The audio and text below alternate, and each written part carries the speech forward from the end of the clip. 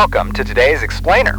Today, we're doing a comprehensive and, quite frankly, methodical cataloging of the standard Azerothian horse.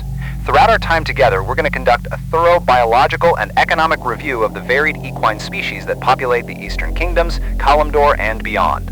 This analysis relies strictly on documented records, vendor manifests, and historical data to provide a complete taxonomy of these absolutely vital creatures. So get your notes ready because we are officially beginning our formal investigation into the majesty of the equine.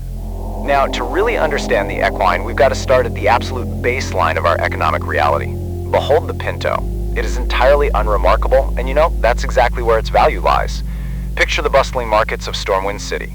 A citizen with just the apprentice riding skill can procure this steadfast companion for exactly 1 gold piece. There's no grand quest, no mythical intervention required. It simply requires you to be a human in good standing or a non-human who's achieved exalted status with the city. Just 1 gold piece, exchanged in the afternoon sun for a highly reliable beast of burden. It's the perfect, mundane foundation for our study today. Section 1. Standard Taxonomy of Equines. Let's start our biological review by looking at the strict categorization of these beasts based on speed and breeding.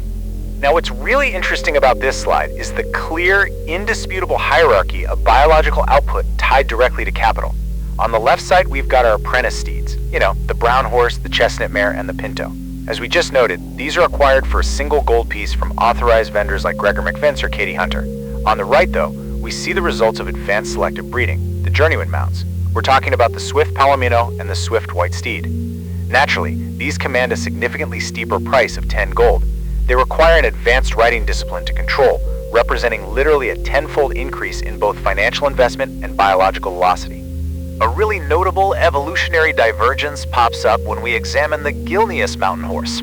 This is a breed introduced to broader society back in patch 4.3.0. You can procure them from Astrid Langstrump over in Darnassus, assuming you have exalted Gilneas reputation, if you aren't a Worgen, of course. Now, these equines exhibit some super distinct behavioral and morphological variations. For one, they are structurally much larger than their Stormwind counterparts, and they remain entirely unsaddled. But most curiously, from a behavioral standpoint, they don't do the standard rearing and neighing thing that typical horses do. Instead, when they're idle, they just lean down to graze. It's a subtle but undeniable biological shift adapted for the rugged terrain of their homeland. Moving right along to Section 2, Class and Faction Restrictions. We're transitioning now from standard breeding into the specialized procurement of equines, which are strictly partitioned by allegiance. Take a look at the stark dichotomy presented here. Human and Blood Elf paladins are granted this inherent ability to summon their warhorses and advance chargers. These mounts are quite literally manifestations of the light, inextricably linked to their righteous vows. Conversely, let's look at Death Knights. To acquire the Atris Death Charger, a Death Knight can't just hand over some coin to a local breeder. No, they actually have to actively venture into the realm of shadows to claim their steed from the grip of death itself. In this case, the biological horse is entirely replaced by a construct of necromantic necessity. Furthermore, the historical record points to the existence of highly irregular, rare specimens. These aren't bred, they're acquired through combat and pure statistical probability. Take Invincible, the undead steed of Arthas Menethil, recovered only by defeating the Lich King himself, or the fiery warhorse, looted directly from the corpse of Adaman the Huntsman. Then there's the highly specific case of Blanchy, who materializes only after a citizen offers 6 precise items to a deceased equine over in the region of Revendreth. Oh, and of course, the Headless Horseman's mount from Hallow's End. We note these anomalies with the required clinical detachment. They are ultimately simply variations in our data set. Let's center ourselves once more with a direct quote from a certified Stormwind horse breeder speaking to a patron in good standing.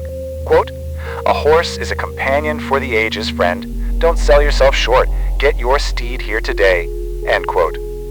This right here is the comforting baseline of our reality. A simple transaction. A companion for the ages.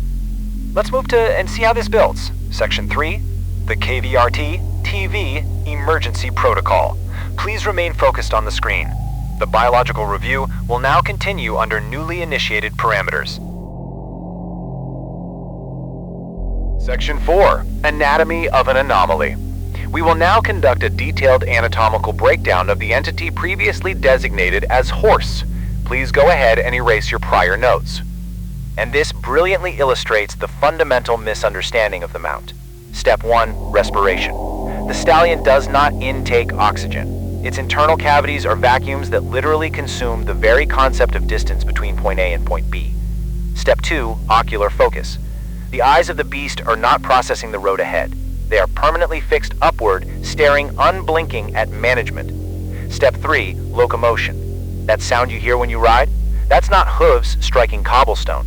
It is the rhythmic, sequential deletion of the world's underlying code as you traverse it. Section 5, a message from Void-Mart. This educational film is brought to you by Void-Mart. We ask that you observe this brief interruption as mandated. So the crucial point is observing the difference in the marketplace. Previously, you might have consulted a vendor for a Swift Palomino in exchange for 10 gold pieces, a quaint, highly localized transaction. Void-Mart, however, provides for your true, unending needs. Aisle 4 now stocks dehydrated silence, available in bulk for those nights when the geometry of your room begins to unfold. If the galloping of your mount has caused your pulse to synchronize with the deletion of reality, please inquire at the pharmacy regarding our new manual heartbeat regulators. Void-Mart, we have always been open. As we conclude this explainer, I really want you to carry this final thought with you the next time you summon your reliable companion. When the saddle leather creaks and you take the reins to ride across the bright, sunlit fields of Azeroth, are you truly observing a horse? Or, as you sit upon its back, are its cold, blank eyes looking directly past you, awaiting the next instruction from management? Thank you for joining us for this explainer. The broadcast will now loop.